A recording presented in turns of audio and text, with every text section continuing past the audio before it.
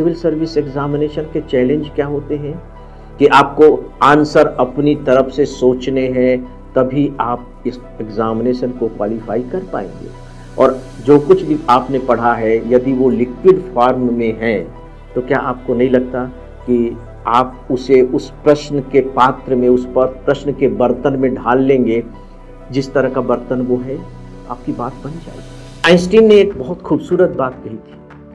उन्होंने कहा था कि यदि आप अपनी बात को किसी को भी समझा नहीं पा रहे हैं तो सच बात यह है कि आपने खुद उस बात को अच्छी तरह समझा ही नहीं। वह क्या खूबसूरत बात थी। जो रियल प्रॉब्लम होती है वो पढ़ने की प्रॉब्लम नहीं है। रियल जो प्रॉब्लम है वो इस बात की है कि पढ़ाई की कैसे जाती है। केवल रट लेना इंफॉर्मेशन होती है, लेकिन उस पढ़े हुए को पचा लेना अंडरस्टैंडिंग होती है, वो नॉलेज होती है। और ये जो नॉलेज है ये ताउम्र पूरी जिंदगी भर आपके काम आएगी।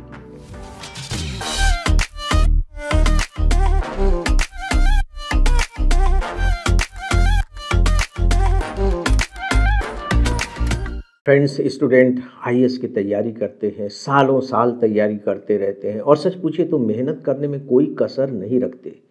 पूरा सिलेबस पढ़ते हैं, जो इम्पोर्टेंट टॉपिक्स होते हैं उन्हें रट भी लेते हैं, लिख लिख कर प्रैक्टिस भी करते हैं, लेकिन अनफॉर्चुनेटली एग्जामिनेशन को क्वालिफाई नहीं कर पाते। तो आखिर प्रॉब्लम आती कहाँ है? आज मैं इसी प्रॉब्लम के बारे में बात करने जा रहा हूँ। देखिए, जो रियल प्रॉब्लम होती है वो पढ़ने की प्रॉब्लम नहीं है। रियल जो प्रॉब्लम है वो इस बात की है कि पढ़ाई की कैसे जाती है। दरअसल लोगों को ये बड़ी गलतफहमी है कि भैया हमने तो सीबीएसई में 90% स्कोर किया, ग्रेजुएशन में भी हमारे मार्क्स 60% से ऊपर रहे, हम तो टॉपर रहे हैं, तो आईएएस तो हम क्वालिफाई कर लेंगे। उन्हें लगता है कि हमें पढ़ना तो आता ही है, तो उन्हें लगता है कि हमें ये जानने की ज़रूरत ही क्या है कि पढ़ना कैसे चाहिए। नहीं दोस्तों, आईएएस की जो पढ़ाई होती है वो थोड़ी सी डिफरेंट किस्म की होती है और आपको जानना ही चाहिए कि फिर वो डिफरेंट किस्म की जो पढ़ाई है वो होती कैसे है। मैं आज इसी पर आप सबसे बात करने जा रहा हूँ। मैंने जो इसके लिए मॉडल लिया है वह मॉडल लिया है अमेरिका के एक प्रोफेसर हुए हैं रिचर्ड फाइनमैन। ये बेसिकली थ्योरेटिकल फिजिसिस्ट थे और ये इस बात के लिए बहुत फेमस थे कि ये किस तरीके से फिजिक्स के कठिन कठिन सिद्धांतों को इतने आसान तरीके से समझा देते हैं। और इन्हें 1965 का नोबेल प्राइज मिला था। यहां मैं एक बात शुरू में आपसे कहना चाहूंगा कि आइंस्टीन ने एक बहुत खूबसूरत बात कही थी। उन्होंने कहा था कि यदि आप अपनी बात को किसी को भी समझा नहीं पा रहे हैं तो सच बात यह है कि आपने खुद उस बात को अच्छी तरह समझा ही नहीं है। वह क्या खूबसूरत बात कही थी। और मुझे लगता है कि आइंस्टीन की यह जो बात है आईएएस की तैयारी करने वाले एस्पिरेंट को एक मंत्र की तरह लेना चाहिए। तो फाइनमैन ने अपने टेक्निक के जरिए ये बताया है कि किसी भी टॉपिक को पढ़ना कैसे चाहिए। जी हाँ, मैं किताब के बारे में बात नहीं कर रहा हूँ कि किसी भी टॉपिक को पढ़ना कैसे चाहिए। उन्होंने डिफरेंट उसके स्टेप्स बताए हैं। तो मैं जो आपसे अभी चर्चा करने जा रहा हूं वो फाइनमैन की बातों को ज्यों का त्यों नहीं रख रहा हूं। फाइनमैन की बातों को आपकी जरूरत के हिसाब से अपने अनुभव में ढाल करके फिर आपके सामने रखने जा रहा हूं। और जब मैं फाइनमैन के इस टेक्निक के बारे में पढ़ रहा था तो अंदर ही अंदर मुझे बहुत खुशी हो रही थी, क्योंकि फाइनमैन की बताई हुई बहुत सारी टेक्निक्स मैं अपनी पढ़ाई के दौरान और आईएएस की तैयारी के दौरान ऑलरेडी यूज में ला रहा था, जबकि मैंने इसके बारे में पढ़ा कुछ भी नहीं था। तो बहुत सी चीज़ें ऐसी होती हैं जो सार्वजनिक होती हैं। हो सकता है कि मैं अभी बहुत सी बातें जो आपसे करने जा रहा हूँ उनमें से कुछ बातें आप ऑलरेडी इस्तेमाल में ला रहे हों, लेकिन बेहतर होगा कि हम इन्हें एक बार पूरी तरह से एक ही जगह पर एक साथ समझ लेते हैं। तो फ्रेंड्स, शुरुआत इस बात से करते हैं कि इसका संबंध टॉपिक से है, राइट, या कह लीजिए एक चैप्टर से है कि आप एक चैप्टर की तैयारी कैसे करेंगे। अगर हम आईएएस के संदर्भ में बात करें तो हम उन चैप्टर्स को इसमें ले सकते हैं जो एग्जामिनेशन के पॉइंट ऑफ व्यू से बहुत इंपॉर्टेंट है। सारे चैप्टर्स को हो सकता है कि करना हमारे लिए पॉसिबल ना हो, लेकिन जो इम्पोर्टेंट चैप्टर्स हैं उनके बारे में तो हम कर ही सकते हैं। और आईएएस के लिए कौन से चैप्टर इम्पोर्टेंट हैं, इन्हें छांटना कोई मुश्किल काम नहीं है। तो हम एक चैप्टर लेते हैं। शुरुआत आपको इस बात से करनी चाहिए कि मैं इस चैप्टर को जो पढ़ने जा रहा हूं, मैं इसे रटूंगा नहीं। मैं इसे इसलिए पढ़ रहा हूं कि मुझे इस चैप्टर को किसी को पढ़ाना है। यानी कि आज मैं पढ़ रहा हूं, कल मुझे क्लास में जाना है, उस क्लास में 50 स्टूडेंट्स होंगे और मुझे इस चैप्टर को उन्हें समझाना है। पढ़ाने को अब चेंज कर दीजिए, समझाना है। तो जब आप अपने दिमाग को ये इंस्ट्रक्शन दे देंगे कि मुझे कल इसे 50 स्टूडेंट वाली क्लास को समझाना है, तो आपका दिमाग इसे समझने के लिए तैयार हो जाएगा। देखिए, आपको चैप्टर को पढ़ना नहीं है, आपको समझना है। ये बात अलग है कि बिना पढ़े आप समझेंगे कैसे। तो अब आप उसे समझने की कोशिश करेंगे, राइट। तो आपने अपने दिमाग के कैनवास को तैयार कर दिया कि तुम्हें समझना है। अब हम बात करते हैं कि आप समझेंगे कैसे। ये बात फाइनमैन ने भी कही कि जो भी टॉपिक होता है उसे आप सब टॉपिक में कन्वर्ट कर दीजिए। मान लीजिए कि एक परिभाषा, एक डेफिनेशन है, तो डेफिनेशन हम जनरली याद कर लेते हैं, थोड़ा बहुत समझ भी लेते हैं। तो उन्होंने कहा कि नहीं, बात याद करने की तो है ही नहीं, समझने की भी नहीं है। ज्यादा अच्छा होगा कि उस डेफिनेशन के जो 3, 4, 5 पॉइंट्स निकलते हों, आप उन 3, 4, 5 पॉइंट्स को निकाल करके उनके शब्द नोट कर लीजिए कि इनमें कौन कौन सी बातें शामिल की गई उस डेफिनेशन में। करके देखिए, आपको चमत्कार लगेगा कि अरे बाप रे, ये तो वंडर हो गया। ये तो डेफिनेशन जिसे रटना मुश्किल था, बार बार हम भूल भी जाते थे, वो इतने अच्छे तरीके से समझ में आ गया। अब हम भूल ही नहीं पा रहे हैं। तो फाइनमैन ने कहा कि आप उसे पॉइंट्स में डिवाइड कर लीजिए, टुकड़े टुकड़े में बदल दीजिए। और यदि किसी पॉइंट में, ये मैं अपनी तरफ से कह रहा हूं, और यदि किसी पॉइंट में फिर से कई पॉइंट हो तो आप उन्हें सब पॉइंट में कन्वर्ट कर लीजिए। तो आपके पास छोटे छोटे छोटे छोटे टुकड़े आ जाएंगे। अब उन्होंने कहा कि उसमें से आप कोई भी एक टुकड़ा उठाइए और उस टुकड़े पर विचार करना शुरू कीजिए।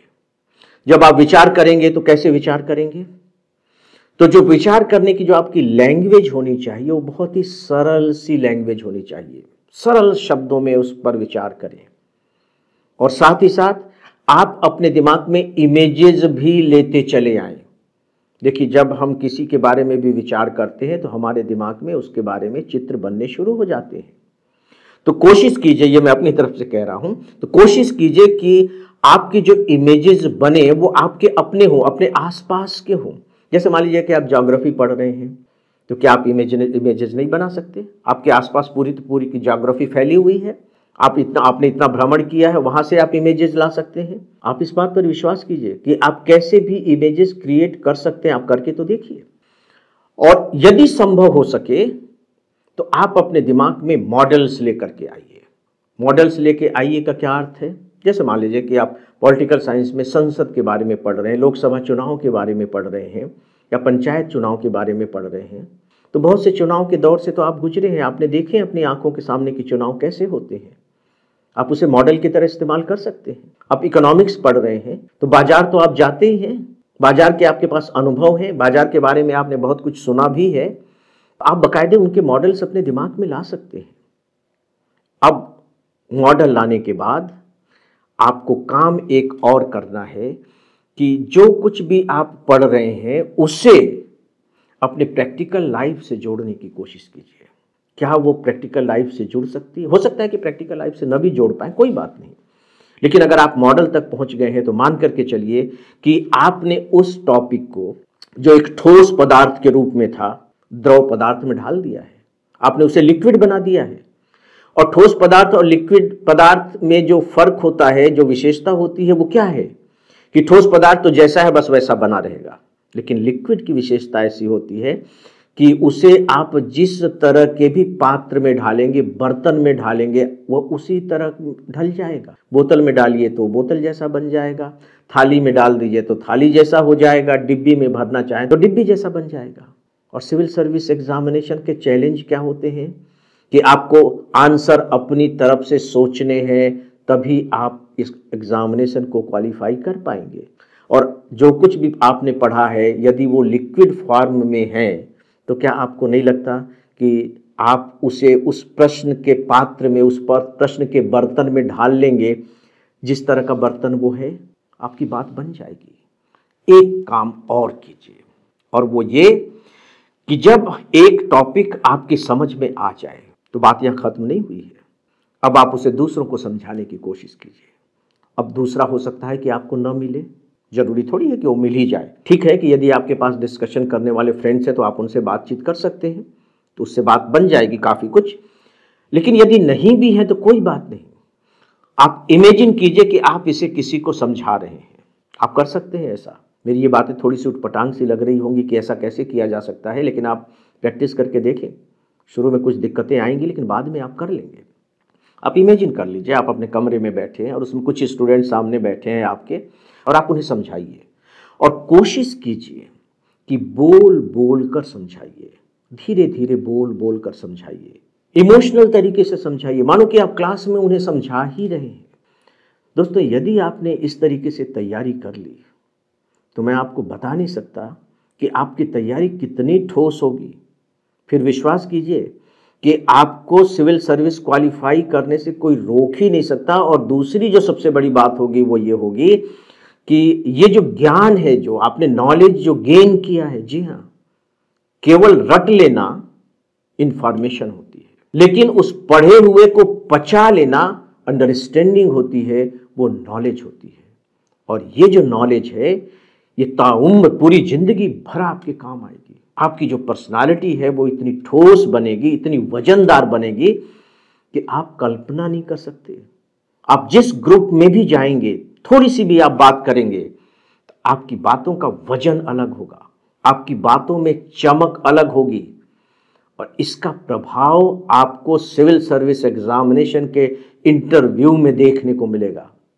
इंटरव्यू में आपको जो बम्पर मार्क्स मिलेंगे, शायद जब आप किसी को बताएंगे कि मुझे इतने मार्क्स मिले हैं तो विश्वास न करें, लेकिन ऐसा तब होगा यदि आपने पढ़ाई करने के इस तरीके को अपनाया। तो करके देखिए, आपको निराश नहीं होना पड़ेगा। नमस्कार।